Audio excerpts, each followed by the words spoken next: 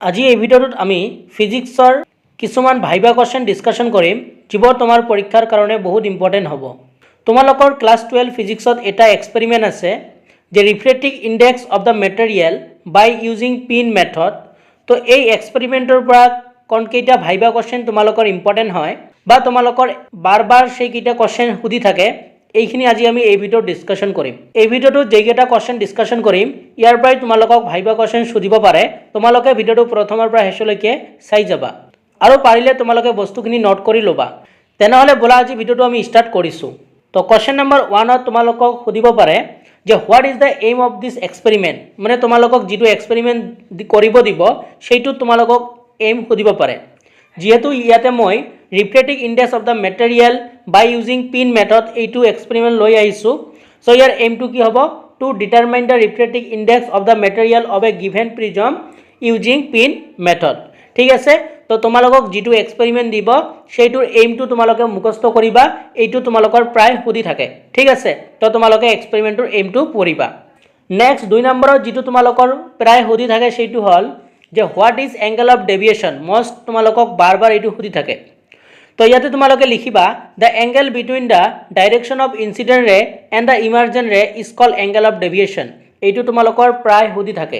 যদি এই এক্সপেৰিমেণ্টটো তোমালোকৰ পঢ়ে তেনেহ'লে তোমালোকৰ এই কুৱেশ্যনটো সোধে। তো তোমালোকে ক'বা the angle between the direction of incident ray and emergent ray is called angle of deviation. Next 3 নম্বৰত যিটো তোমালোকক সুধি থাকে সেইটো হ'ল the formula use for refractive index of prism. ইয়াতে যিটো ফৰ্মুলা ইউজ হয় সেইটো ফৰ্মুলাটো কি? এইটো ফৰ্মুলা। তোমালোকে এই ফৰ্মুলাটো মুখস্থ কৰিবা, এইটো তোমালোকৰ সোধে। আৰু যদি তোমালোকে এই ফৰ্মুলাটো ভালকৈ ক'ব পাৰা তেনেহ'লে এক্সামিনাৰে তোমাৰ প্ৰতি কি হয়? ইমপ্ৰেছ হয়। বুজি পাইছা? চ' তোমালোকে এইটো ভালকৈ পঢ়িবা, এই ফৰ্মুলাটো তোমালোকৰ সুধি থাকে। নেক্সট 4 নম্বৰত যিটো তোমালোকৰ সুধিব পাৰে সেইটো হ'ল on which factor does refractive index depend. Refractive index কাৰ কাৰ ওপৰত ডিপেণ্ড কৰে এইটো সুধিছে।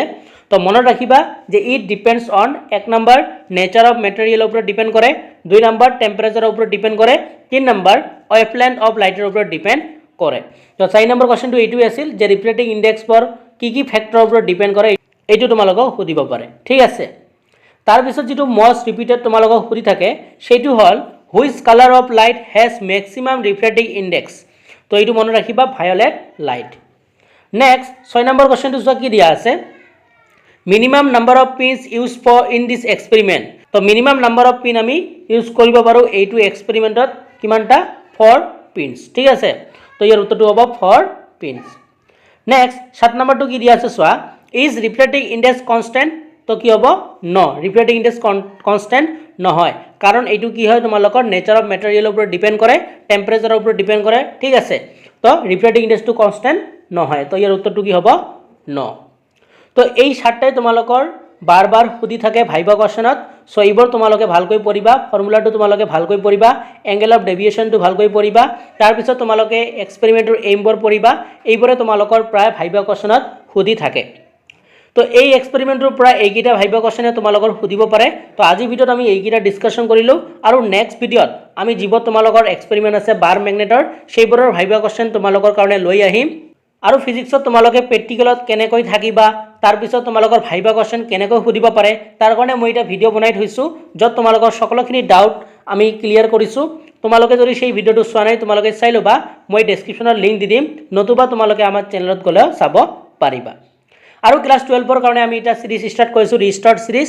তাৰ 4টা ভিডিঅ' দিলোঁ, সেই চিৰিজটোৱে তোমালোকক বহুত পৰিমাণে হেল্প কৰিব বুলি আমি আশা ৰাখিছোঁ, আৰু বহুতে ভাল ফিডবেক দিছে। তেনেহ'লে আজি ভিডিঅ'টো আমি ইয়াতে সামৰিছোঁ। নতুন এটা ভিডিঅ'ৰ লগত তোমালোকৰ লগত পুনৰ দেখা দেখি হ'ম। ভিডিঅ'টো চোৱাৰ জন্য তোমালোকক ধন্যবাদ জনাইছোঁ।